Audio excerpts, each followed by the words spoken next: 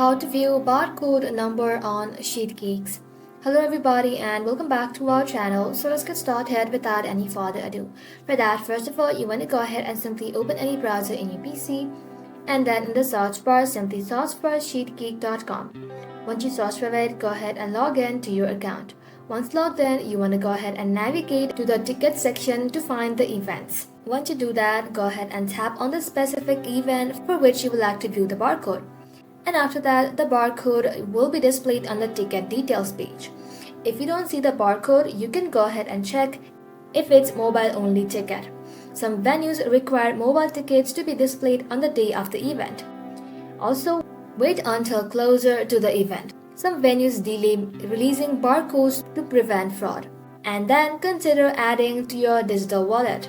You can simply add your ticket to Apple Wallet or Google Wallet, which may display the barcode. And that is how you can view your barcode number on Seatgeeks. Thank you all for watching the video till the very end and stay tuned until our next upload.